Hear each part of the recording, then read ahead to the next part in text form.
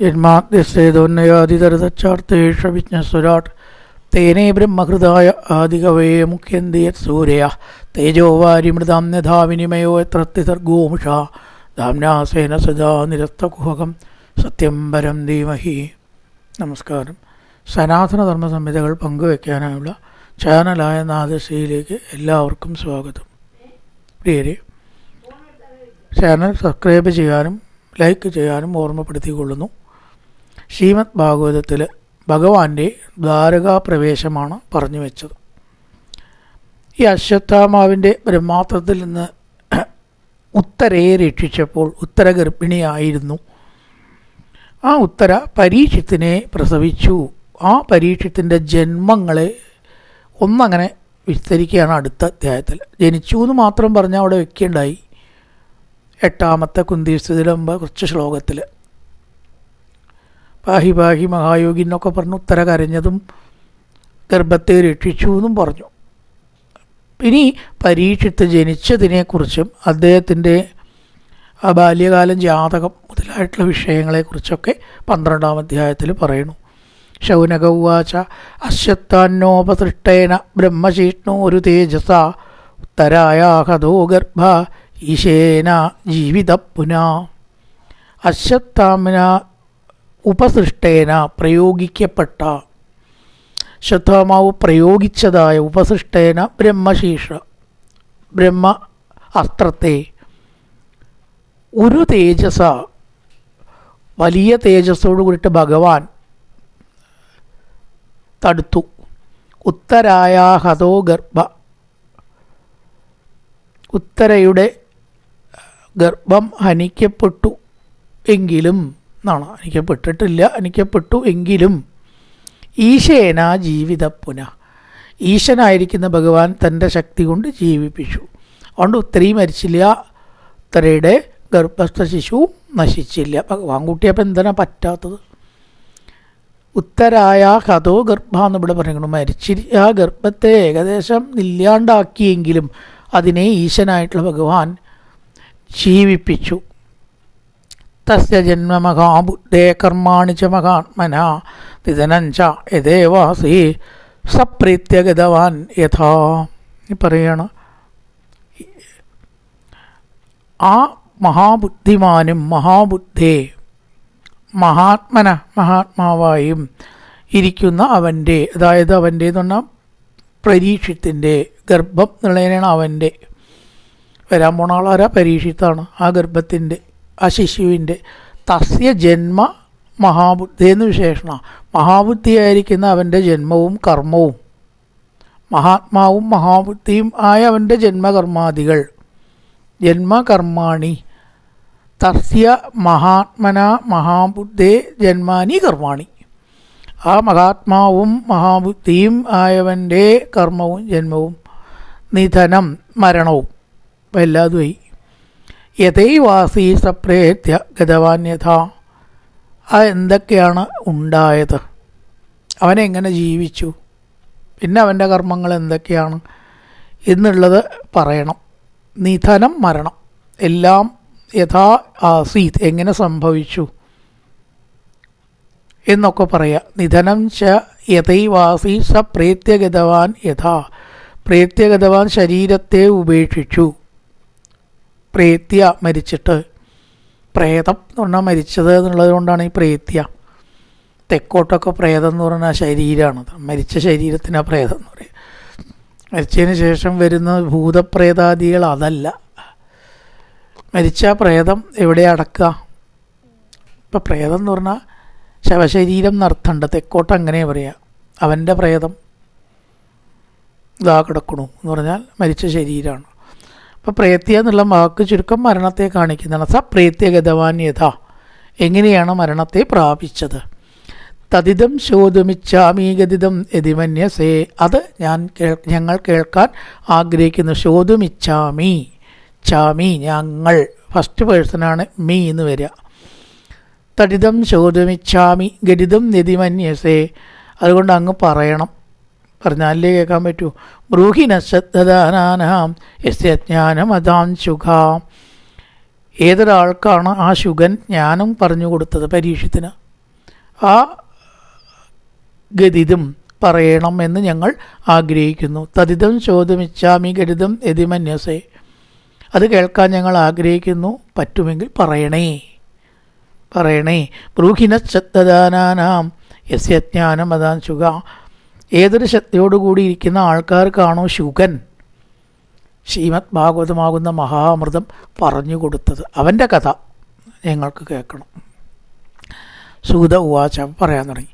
അപീപല ധർമ്മരാജ പിതൃവരഞ്ജയൻ പ്രജാ തൃപ്രകർത്തർവകാമേഭ്യോ കൃഷ്ണപാദാനുസേവയാ. കാരണം കൃഷ്ണപാദാബ്ജസേവയ, ഭഗവത്പാദത്തെ സേവിച്ച പിന്നെ നല്ലതല്ലാതെ ഉണ്ടാവുമോ? ശ്രീകൃഷ്ണൻ്റെ പാദസേവ കൊണ്ട്, അവസാനത്തെ കൊണ്ട് തുടങ്ങണം. കൃഷ്ണപാദാനുസേവയ, കൃഷ്ണപാദ സേവ കൊണ്ട് സർവകാമേഭ്യ, സർവ കാമങ്ങളിൽ നിന്നും ആഗ്രഹമില്ലാത്തവനായി. കണ്ടോ, ചെറുതായിട്ടൊരു വൈരുദ്ധ്യം ഇവിടെ കാണും. ശ്രീകൃഷ്ണപാദപത്മത്തെ ആശ്രയിച്ചിട്ട് എല്ലാ കാമവും നേടി എന്നല്ല പറഞ്ഞത്. അതാ കോഷൻ, അവിടെ ശ്രദ്ധിക്കണം. ശ്രീകൃഷ്ണപാദപത്മത്തെ ഭജിച്ചിട്ട് എല്ലാം നേടി പറഞ്ഞില്ല, അതല്ല ഇവിടെ പറഞ്ഞത്.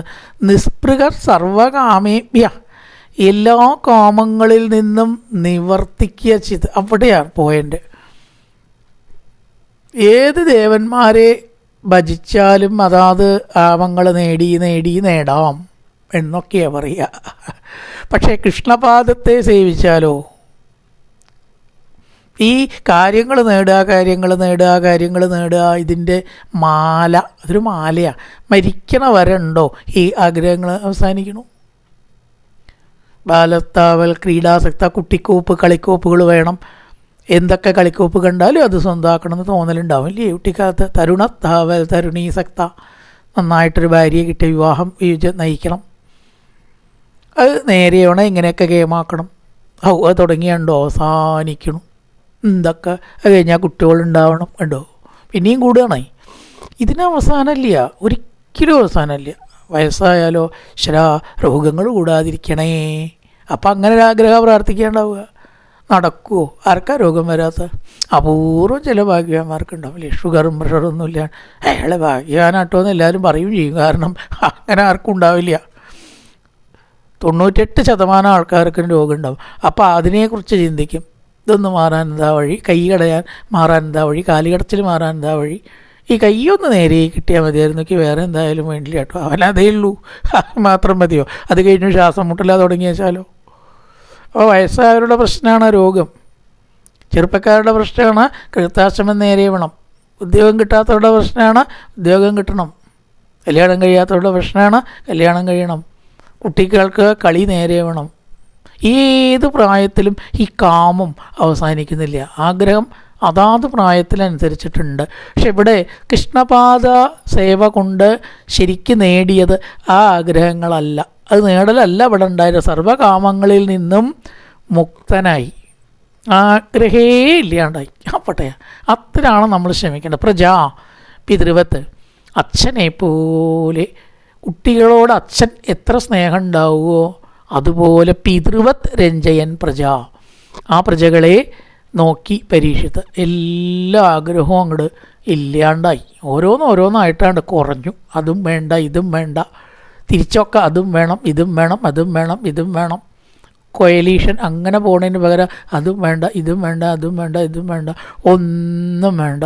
കൃഷ്ണപാദാബ്ജസേവയ, കൃഷ്ണപാദ അനുസേവയ, കൃഷ്ണപാദത്തെ സേവിച്ചാലുള്ള ഗുണമാണത്. ഒന്നും വേണ്ട തോന്നും. വേണം തോന്നിയാലല്ലേ സാധിക്കേണ്ട പ്രശ്നത്തിനെ കുറിച്ച് ചിന്തയുള്ളൂ. അവിടേക്ക് എത്തേണ്ടതേ.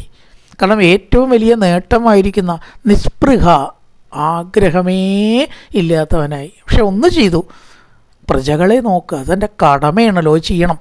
അത് ചെയ്തേണ്ടെന്ന് പറഞ്ഞില്ല കേട്ടോ. സർവകാമേപ്യ പിതൃവത് രഞ്ജയൻ പ്രജ. ഈ രാജ എന്നുള്ള വാക്കിൻ്റെ അർത്ഥം തന്നെ എന്താ അറിയോ? രഞ്ജയതി പ്രജ ഇതി രാജ. പ്രജകളെ സന്തോഷിപ്പിക്കുക. എങ്ങനെയൊക്കെ സന്തോഷിപ്പിക്കാൻ പറ്റും അവനാ രാജാവ്. ഇപ്പം പ്രജകളെ എങ്ങനെയൊക്കെ ദ്രോഹിക്കാം, എല്ലാറ്റിനും ടാക്സ് അത്രേ. ഇപ്പം ഏതിനൊക്കെ ടാക്സ് ഇല്ലാത്ത വെച്ചാൽ അതിനും കൂടി ടാക്സ് ഉണ്ടാക്കണം. അപ്പം ദ്രോഹിക്കലാണ്, അതല്ല രാജാവിൻ്റെ ധർമ്മം, സന്തോഷിപ്പിക്കലാണ്. അങ്ങനെ പരീക്ഷിത്ത് എല്ലാ ആഗ്രഹം നിസ്പൃഹനായി, ഒന്നും വേണ്ട, തൻ്റെ പ്രവൃത്തി ചെയ്യണം, അത് പ്രജകളെ സന്തോഷിപ്പിക്കും, വേറെ ഒന്നും ചിന്തിച്ചില്ല. സമ്പതകൃതവോ ലോകാമഹിഷീഭ്രാതരോ മഹി ശംഭൂദീപാധിപത്യം ജാ യശത്തി ദിവംഗത. ദിജ സംബോധന, ബ്രാഹ്മണരെ വിളിക്കണം. എന്ത് ചെയ്തു?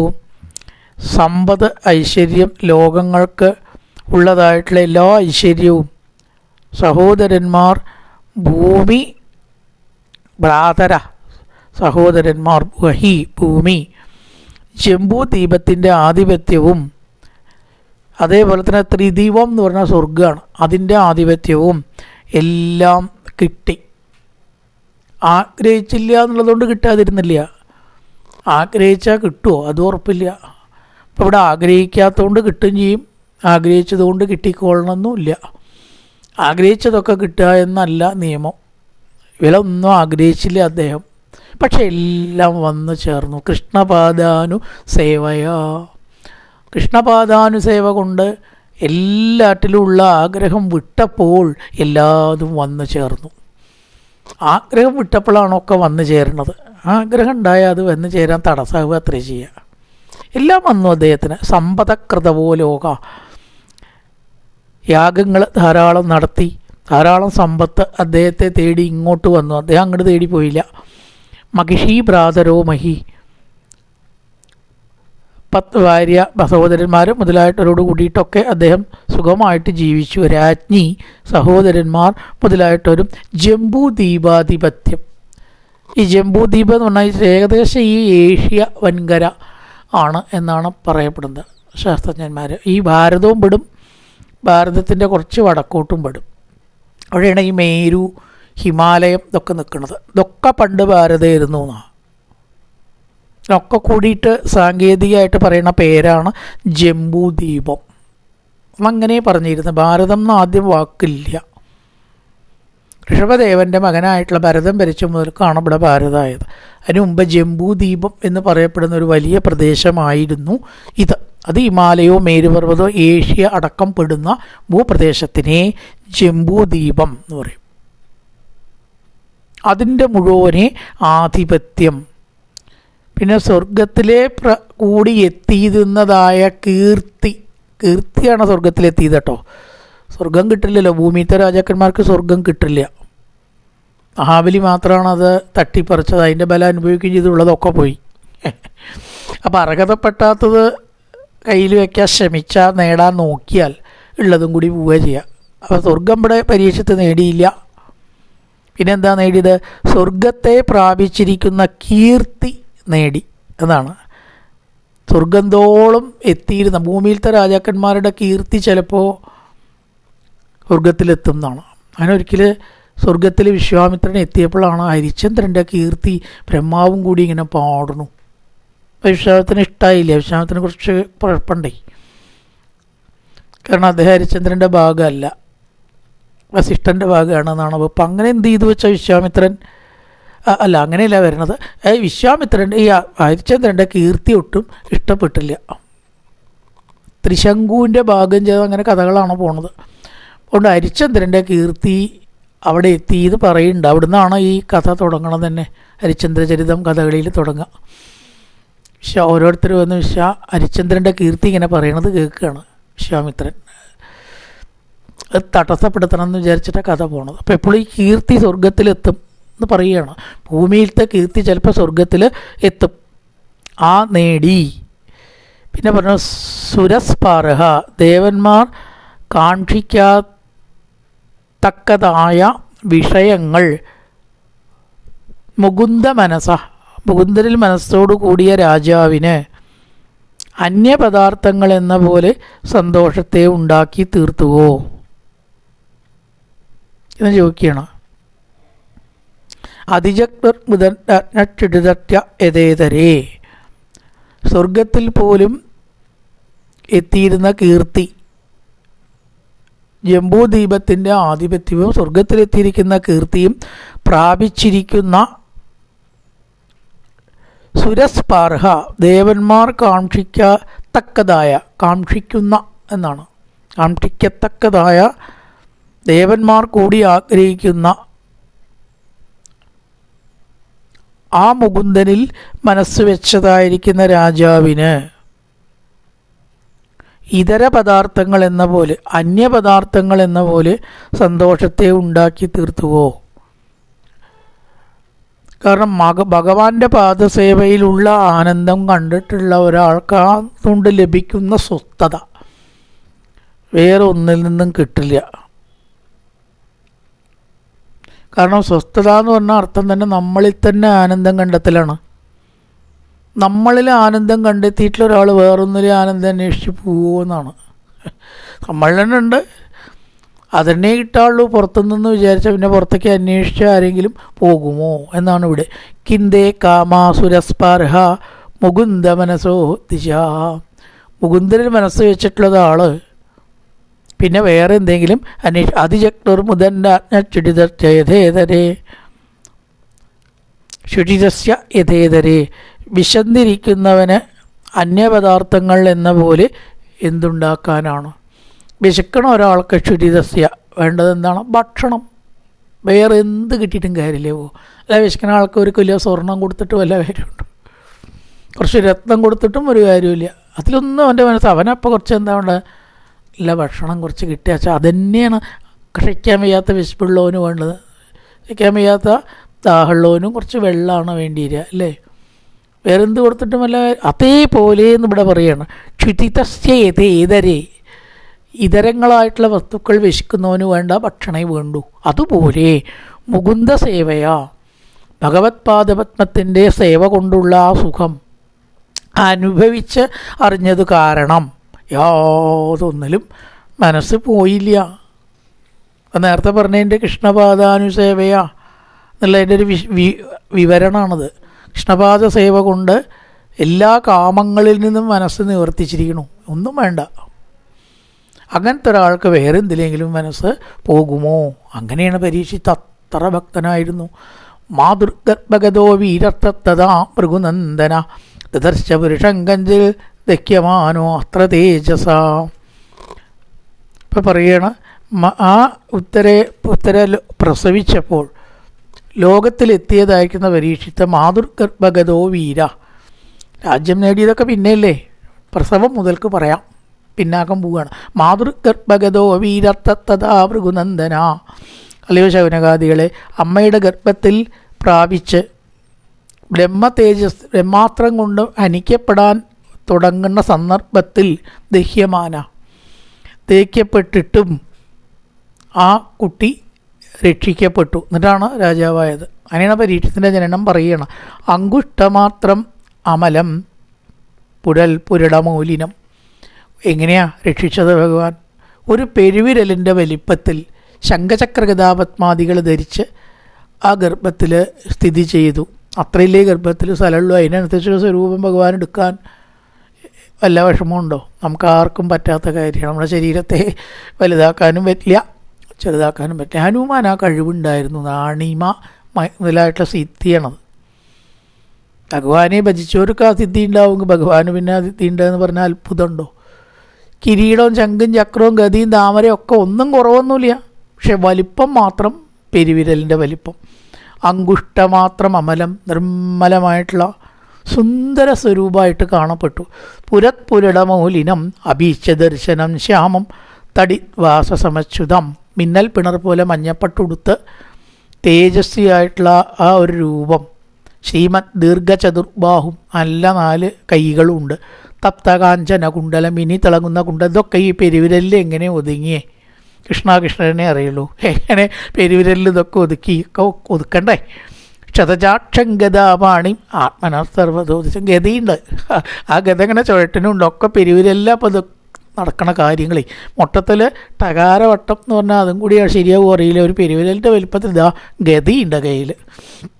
വരാൻ പോകുന്ന ബ്രഹ്മാത്രത്തെ ചെറുക്കാനത്രേ ഗതങ്ങനെ ചുഴറ്റന്. പരിഭ്രമന്തമുൽക്കാഭാമ്രാമയന്തം ഗതാമുഹു. ആ ഗതയെ ഇങ്ങനെ ചുഴറ്റി ബ്രഹ്മാത്രത്തെ അടിച്ചു ഓടിക്കാൻ മാത്രമുള്ള തയ്യാറിപ്പോടുകൂടി ഒരു പുരുഷനെ ആ പരീക്ഷിത്ത് ഗർഭസ്ഥ ശിശു ഇങ്ങനെ കണ്ടു.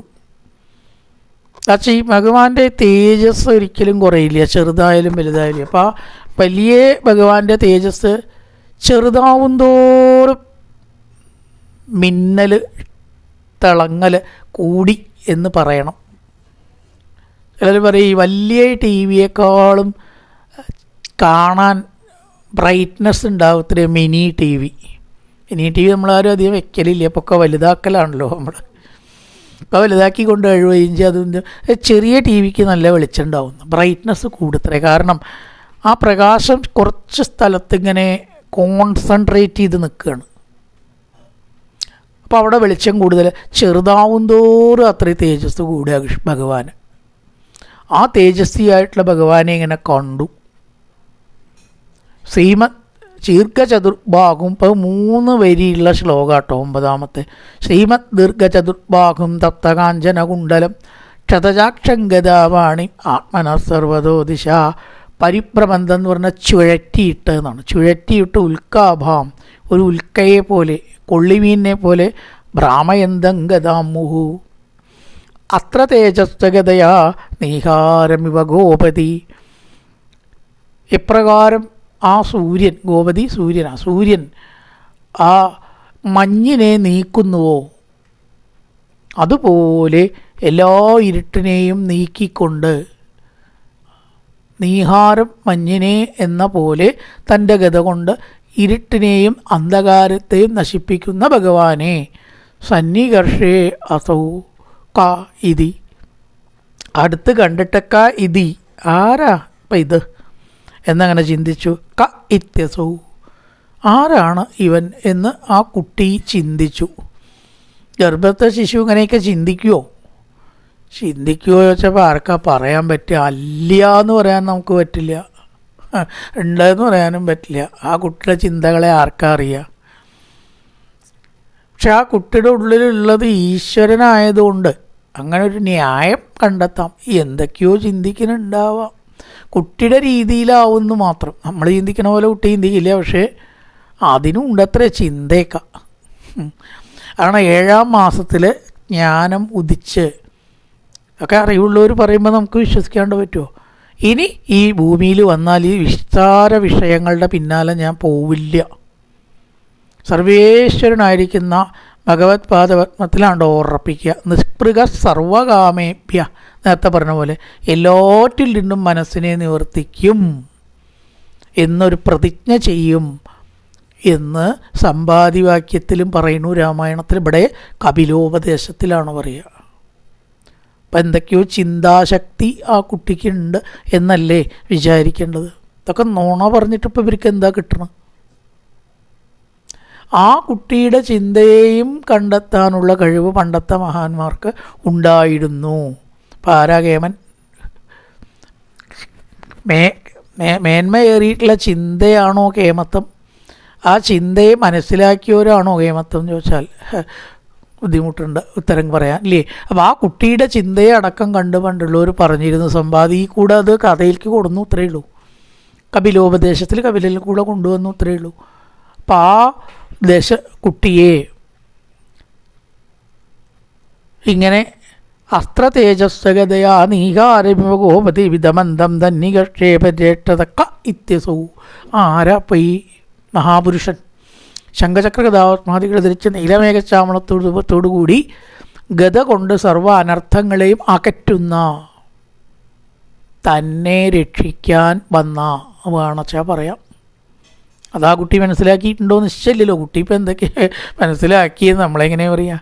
പക്ഷെ എന്തോ ഒരു തോന്നലുണ്ടാവണം. അതുകൊണ്ടാണല്ലോ ഇങ്ങനെ നോക്കണത്. എന്നെ രക്ഷിക്കാനാണല്ലോ ഇദ്ദേഹം വന്നിരിക്കണം എന്ന മട്ടിൽ ക ഇത്യസു, ഇത്രയേ ഉള്ളൂ ഇവിടെ പറഞ്ഞിട്ടുള്ളൂ.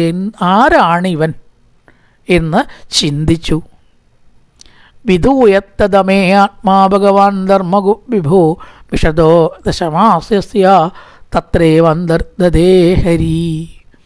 ഭാഗവത്തിൻ്റെ ഒരു പ്രത്യേകത എന്താ വെച്ചാൽ ഓരോ വാക്കും ചിന്തോദ്ദീപകമാണ്. ഇങ്ങനെ ഒന്നിലും കാണില്ല കേട്ടോ. കഥയിൽ കൂടെ ഇങ്ങനെ പറഞ്ഞു പോണ വാക്യങ്ങൾ ഇടയിൽ ചിലത് നല്ലതുണ്ടാവും, വിവരിക്കേണ്ടതുണ്ടാവും. എന്ത് ഓരോ വാക്കെടുത്താലും ആലോചിച്ച് നോക്കുക, അതിലൊക്കെ കാര്യങ്ങളുണ്ട്. എന്താ അത്, വേറൊന്നിലും ഇങ്ങനെ കാണില്ല. പുരാണത്തിൽ വിവരിച്ച് ഇങ്ങനെ പോകുമ്പോൾ ഇടയ്ക്ക് ചില കഷ്ണങ്ങൾ കിട്ടും പറയാൻ, അത്രയേ ഉള്ളൂ. ഇതങ്ങനെയല്ലേ, ഈ അടുത്ത വാക്കൊക്കെ പറയാനും ചിന്തിക്കാനുള്ളതാണ്. വിധൂയത്തതമേ ആത്മാ ഭഗവാൻ ധർമ്മ വിഭൂം സർവഗുണസമ്പന്നനായ ഭഗവാൻ. ഭഗവാൻ എന്നുള്ള വാക്കിനെയാണ് പറയാച്ച എത്ര പറയാണ്ട്, ഇപ്പോൾ പറയണില്ല കേട്ടോ. ഐശ്വര്യം അല്ലേ, ഐശ്വര്യ, കീർത്തി, സമ്പത്ത്, ജ്ഞാനം, ഒന്നിനോടും ബന്ധമില്ലായ്മ, ഇതിനൊക്കെ കൂടി പറയണ പേരാണ് ഭഗവാൻ. ഒരൊറ്റ വാക്കിനെ പറയാൻ പറ്റും. അതാ രസം. അമേ ആത്മാ, പരിച്ഛേദിപ്പാൻ കഴിയാത്ത സ്വരൂപത്തോട് കൂടിയവനും. അതിനെ പറയാച്ച എത്ര പറയാണ്ട് അറിയോ. ഇങ്ങനെ എടുത്താൽ ഭാഗവത്തിൻ്റെ വാക്കുകളുടെ പ്രത്യേകത അത്. ഈ ഭൗതിക ശാസ്ത്രത്തിൽ ആറ്റം ആയിട്ട് എല്ലാറ്റിനെയും മുറിച്ച് ആറ്റം വരേക്കും, അണുവരെ മുറിക്കാൻ പറ്റാത്ത വരെ മുറിക്കാം എന്നാണ്. പിന്നെ മുറിക്കാൻ പറ്റാത്തൊരു ഘട്ടം ഉണ്ടാവും. അതിലാണ് ഇലക്ട്രോണും ന്യൂട്രോണും പ്രോട്ടോണും ഒക്കെ ഉണ്ടാവുക. അവിടുന്ന് അങ്ങോട്ട് മുറിക്കാൻ പറ്റുമോ വെച്ചാൽ മുറിക്കാൻ പറ്റില്ല. തന്മാത്ര ഭഗവാൻ തന്നെയാണത് എന്നാണ്. അപരിച്ഛേദ്യനായ, പരിച്ഛേദിപ്പാൻ കഴിയാത്ത അമേ ആത്മാ, മുറിക്കാൻ പറ്റാത്തതും, ധർമ്മഗു, ധർമ്മത്തെ പരിപാലിക്കുന്നവനും, വിഭു, പ്രഭു, എല്ലാവരുടെയും പ്രഭു ആയ ഹരി, ആ കൃഷ്ണൻ അതിനെ നശിപ്പിച്ചിട്ട്, അത്ര തേജസ്സിനെയാണ് നശിപ്പിച്ചത്. ഏതിനെ നശിപ്പിച്ചു? ബ്രഹ്മാസ്ത്രത്തിൻ്റെ ശക്തിയെ നശിപ്പിച്ചു, ന്യൂട്രലൈസ് ചെയ്തു. അസ്ത്രത്തിനെ ന്യൂട്രലൈസ് ചെയ്യാന്ന് പറഞ്ഞാൽ അതിൻ്റെ ഉള്ളിൽ കഴിയുമോ ആർക്കെങ്കിലും? ഇപ്പോൾ കടലിലേക്ക് ഇട്ടിട്ടൊക്കെയാണ് ബോംബിനെ ന്യൂട്രലൈസ് ചെയ്യണത്, ഉദാസീനാക്കണം അല്ലേ. ഇതൊന്നും അവിടെ തന്നെ വെച്ചിട്ട് ന്യൂട്രലൈസ് ചെയ്യാൻ ഭഗവാന് കഴിഞ്ഞിരുന്നു. വിധൂയത്തതമേ ആത്മാ, ഒരിക്കലും ച്യുതിയില്ലാത്ത ആത്മാവായ ഭഗവാൻ അതിനെ വിധൂയ, ഇല്ലാണ്ടാക്കി ചെയ്തു. അസ്ത്രത്തെ എന്താ പറയേണ്ടത്, നിർവീര്യമാക്കി എന്ന് പറയാം. നിർവീര്യമാക്കി. ധർമ്മഗുപ്പായിരിക്കുന്ന ഭഗവാൻ, ധർമ്മത്തെ രക്ഷിക്കുന്ന ഭഗവാൻ, മിഷദോദശമാസത്രേവന്തർദേഹരി, തൻ്റെ ആവശ്യം ഇവിടെ കഴിഞ്ഞപ്പോൾ അന്തർധാനം ചെയ്യുകയും ചെയ്തു. പരീക്ഷത്തിനെ രക്ഷിക്കുക എന്നുള്ള ഉദ്ദേശമാണ്. ഇപ്പോൾ ഈ പെരുവിരലിൻ്റെ വലിപ്പെടുത്തതുകൊണ്ട് എന്താ അവതാര പറയേണ്ടത് നിശ്ചയില്ല. അവതാരാണോ ചോദിച്ചാൽ അത് നിശ്ചയില്ല, നമുക്കെന്താ അറിയാം. പക്ഷെ ആവശ്യം കഴിഞ്ഞപ്പോൾ എന്തായാലും ആ സ്വരൂപത്തെ മാറ്റി അന്തർദേഹരി, അവിടുന്ന് അന്തർധാനം ചെയ്തു.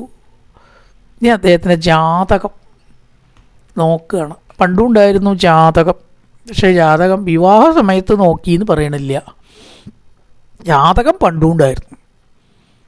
വിവാഹത്തിന് ജാതകം നോക്കിയതായിട്ട് രുക്മിണി സ്വയംവരത്തിലോ സീതാ സ്വയംവരത്തിലോ ദ്രൗപദി സ്വയംവരത്തിലോ ഒന്നും പറയുന്നില്ല. ജാതകം ഉണ്ടായിരുന്നു, എന്നിട്ടും നോക്കിയിട്ടില്ല എന്നാണ്. എന്തായാലും ജാതകത്തിനെ കുറിച്ചുള്ള വിവരണങ്ങളാണ് ഇനി ഇവിടുന്ന് അങ്ങോട്ടുള്ള ശ്ലോകത്തിൽ. തതസർവഗുണോദർക്കേ സാനുകൂലഗ്രഹോദയേ യജ്ഞേ വംശധര പാണ്ഡോർ ഭൂയ പാണ്ഡുരിവോജസ. എല്ലാ ഗുണങ്ങളും തികഞ്ഞ നല്ല ഒരു മുഹൂർത്തത്തിലാത്രേ ജനനം. സാനുകൂലഗ്രഹോദയേ, അനുകൂലമായിട്ട് ഗ്രഹങ്ങൾ ഇങ്ങനെ നിൽക്കുമ്പോൾ നല്ല ഒരു മുഹൂർത്തത്തിൽ. യജ്ഞേ വംശധര പാണ്ഡോർ, പാണ്ഡുവിനെന്ന പോലെ ഇരിക്കുന്ന, പാണ്ഡുവിനെ പോലെ, പാണ്ഡു എന്ന പോലെ തന്നെ ഇരിക്കുന്ന, പാണ്ഡുരിവ ഓജസ, പാണ്ഡുരിവ, പാണ്ഡുവിനെ പോലെ ഇരിക്കുന്ന ഇവനെ പ്രസവിച്ചു. യജ്ഞേ, ജനിച്ചു. പാണ്ഡു ഇവ പാണ്ഡോ, പാണ്ഡുവിൻ്റെ വംശധരൻ ജനിച്ചു. രണ്ട് പാണ്ഡുണ്ട് അവിടെ. പാണ്ഡുരിവോജസ, പാണ്ഡോർ ഭൂയ പാണ്ഡുരിവോജസ, പാണ്ഡുവിൻ്റെ വംശധരൻ. രണ്ടാമത്തെ പാണ്ഡു വംശധരനാണ്. പാണ്ഡുവിൻ്റെ വംശം നിലനിർത്താനുള്ള ഏക കണ്ണിയാണ് പരീക്ഷിത്. വേറെ ആരുമില്ല. ഇനി 5 കുട്ടികളെ അടക്കം കൊന്നൂലോ അശ്വത്ഥമാവ. പിന്നെ പാണ്ഡുരിവോജസ, പാണ്ഡുവിൻ്റെ വംശം നിലനിർത്താൻ വേണ്ടിയിട്ട് ജനിച്ചു. പരീക്ഷത്തിൻ്റെ ജനനം. ഞാൻ ജാതക ഫലങ്ങളാണ് തുടർന്നുള്ള ശ്ലോകങ്ങളിൽ പറയുന്നത്. കായേന വാചാ മനസേന്ദ്രിയർവാപ്ത്യാത്മനാ വാ പ്രകൃതി സ്വഭാവാൻ കരോതീയത്യ സകലം പരസ്മൈ നാരായണായേതി സമർപ്പയാമി. ഓം പൂർണ്ണമദ പൂർണ്ണമിദം പൂർണ്ണാൽ പൂർണ്ണമുദച്യതേ പൂർണ്ണസ്യ പൂർണ്ണമാദായ പൂർണ്ണമേവാവശിഷ്യത്തെ. ഓം ശാന്തി ശാന്തി ശാന്തി. ഹരി ഓം. ശ്രീ ഗുരുഭ്യോ നമ. ഹരി ഓം.